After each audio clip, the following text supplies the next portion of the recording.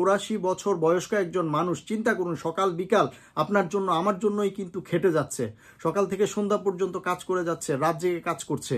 সেই জায়গায় যদি আমরা বারবার প্রতিবন্ধকতা সৃষ্টি করি, আমরা যদি বলি যে ডিসেম্বরের মধ্যে আমরা নির্বাচন চাই, তা না হলে আমরা উনাকে কাজ করতে দিব না, তাহলে কিন্তু উনি কাজ করতে পারবেন না। উনাকে পদত্যাগ করার কথা চিন্তা করতে হবে। গত 2 দিন ধরে বাংলাদেশে সবচেয়ে বেশি আলোচিত যেই খবর, সেটি হচ্ছে প্রফেসর মোহাম্মদ ইউনূস পদত্যাগের কথা ভাবছেন। পদত্যাগের কথা ভাববেন নাই বা কেন? সারা বাংলাদেশে যেভাবে পলিটিক্যাল মব সৃষ্টি করা হয়েছে, যেভাবে উনাকে কাজ করতে দেওয়া হচ্ছে না, এটা ভাবাই কিন্তু স্বাভাবিক। কিন্তু আমরা যদি মোটা দাগে চিন্তা করি যে কি কারণে প্রফেসর মোহাম্মদ ইউনূস পদত্যাগ করার কথা চিন্তা করতে পারেন, তাহলে আমাদেরকে মোটা দাগে 2টা বিষয় বিবেচনা করতে হবে। একটি হচ্ছে সাম্প্রতিক সময়ে সেনাবাহিনী যে স্ট্যান্স নিয়েছে সেটা, আর আরেকটা হচ্ছে সারা বাংলাদেশ জুড়ে যেই একটা অরাজকতার সৃষ্টি করা হয়েছে সেই ব্যাপারটা। তো প্রথমে যদি আমরা সেনাবাহিনীর দিকটা যদি একটু আলোচনা করার চেষ্টা করি, তাহলে সাম্প্রতিক সময়ে সেনাপ্রধান যে বক্তব্য দিয়েছেন আর্মি অফিসারদের সামনে, সেটা ছিল একেবারেই পক্ষপাতদুষ্ট, রাজনৈতিক উদ্দেশ্যমূলক।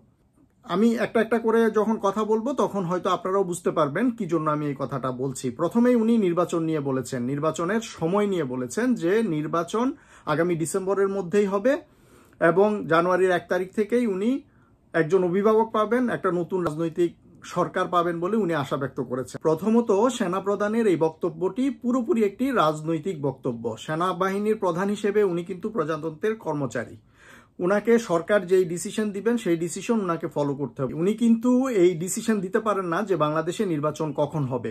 সরকার প্রধান ডক্টর ইউনূস যখন বলছেন নির্বাচন হবে ডিসেম্বর থেকে জুনের মধ্যে, এর মাঝখানে কিন্তু সেনাবাহিনী প্রধান এসে বলতে পারেন না যে আমি নির্বাচন ডিসেম্বরের মধ্যে চাই অথবা ডিসেম্বরের মধ্যে নির্বাচন হওয়াই উচিত। এই ক্ষেত্রে কিন্তু উনার এই কণ্ঠস্বর কিন্তু মিলে যায় ভারত এবং বিএনপির সাথে। তো ভারতও কিন্তু খুব দ্রুত নির্বাচন চাচ্ছে, বিএনপি বলছে ডিসেম্বরের মধ্যে আমরা নির্বাচন আদায় করে ছাড়বো। সেখানে সেনাবাহিনীও যদি এসে বলেন যে ডিসেম্বরের মধ্যে উনি নির্বাচন চান, তার মানে উনি একটা পক্ষের হয়ে কাজ করছেন। দ্বিতীয়ত, উনি সেনাবাহিনীর অফিসারদের সামনে বলেছেন যে উনি এখন নাকি গার্ডিয়ান শূন্য, অভিভাবক শূন্য হয়ে আছেন।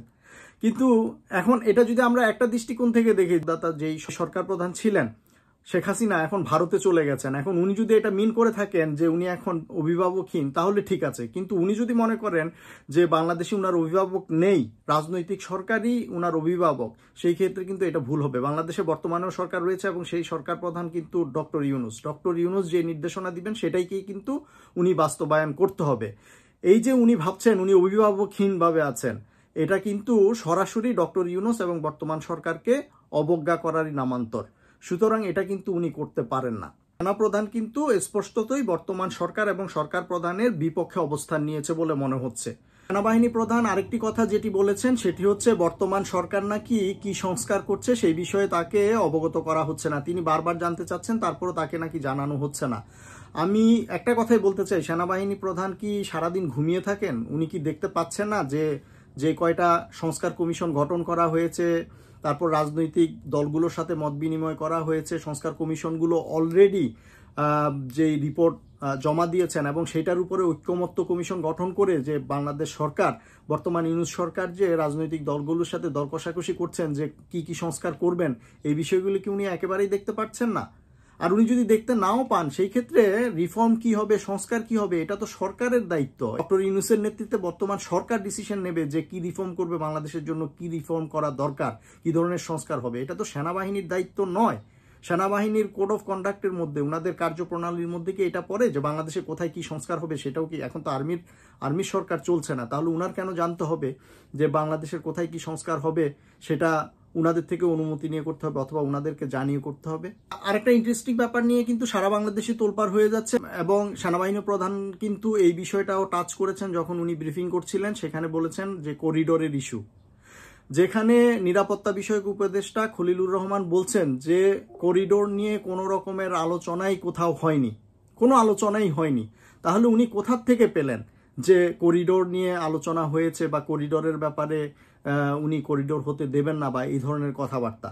এগুলো ইন্ডিয়ার বানানো যেসব কথাবার্তা, ইন্ডিয়া যেই টোনে কথা বলেন, আমাদের বাংলাদেশের সেনাবাহিনী প্রধান কেন সেই টোনে কথা বলবেন? উনি তো বাংলাদেশের সেনাপ্রধান, উনি তো বাংলাদেশের পক্ষে হয়ে কথা বলবেন। ইন্ডিয়ার শিখিয়ে দেয়া, পড়িয়ে দেয়া কথা তো উনার মুখে আমরা শুনতে চাই না। আমার যেটা মনে হচ্ছে মিস্টার ওয়াকার সাহেব উনার রাজনীতিতে অনেক বেশি আগ্রহ। উনার যদি রাজনীতিতে এতই আগ্রহ থাকে, উনি সেনাবাহিনীর প্রধানের চাকরিটা ছেড়ে দিয়ে উনি রাজনীতিতে নামলেই পারেন। উনি একটা দল গঠন করুক না, অথবা উনি বিএনপিতে যোগ দিক, অথবা আওয়ামী লীগের পক্ষে কাজ করার চেষ্টা করুক। এই ক্ষেত্রে ডক্টর ইউনূস যদি নিজের দায়িত্ব পালন করতে অপারঙ্গম হন, সেই ক্ষেত্রে উনি তো পদত্যাগ করতে চাইবেনই।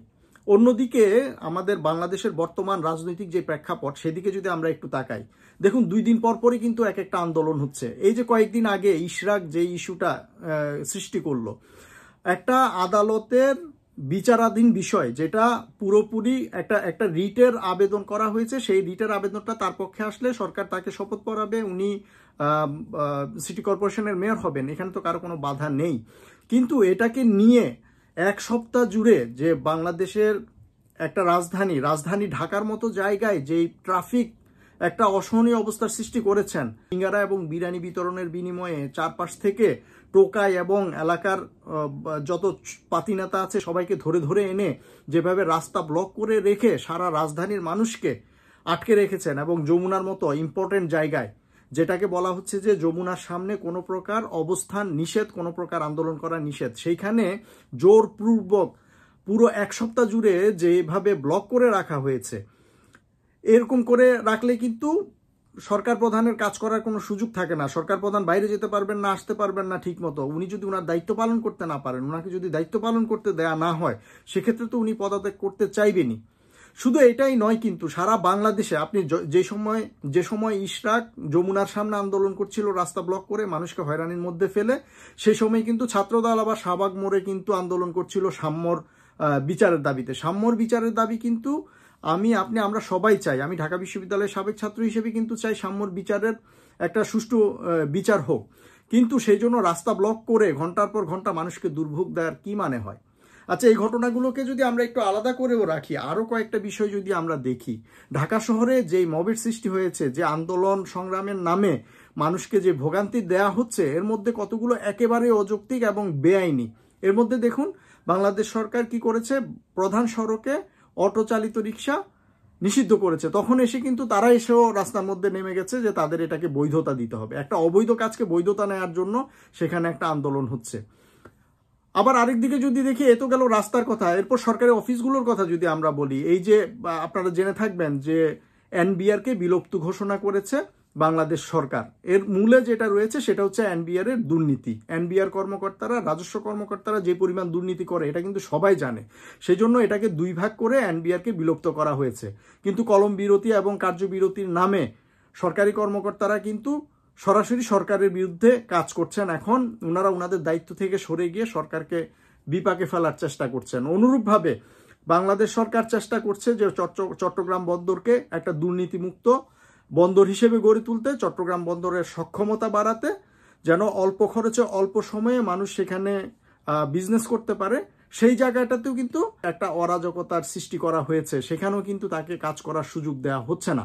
তো সরকারি বেসরকারি রাজনৈতিক বিভিন্ন দল মতের যেই কার্যক্রম, সেগুলো যেভাবে ডক্টর ইউনূস এবং তার সরকারকে তাদের স্বাভাবিক কার্যক্রম চালিয়ে যেতে বাধাগ্রস্ত করছে, এই ক্ষেত্রে তো অবশ্যই ডক্টর ইউনূস মনে হবে যে আমি কার জন্য এইসব কাজ করছি। বাংলাদেশের শিক্ষক সমাজ বলুন, অথবা চিকিৎসক বলুন, নার্স বলুন, অথবা রিক্সা চালক, সাধারণত অটো রিক্সা চালক বলুন, এমন কোনো জায়গা নেই যেখান থেকে প্রফেসর ডক্টর ইউনূস বাধার সম্মুখীন হচ্ছে না।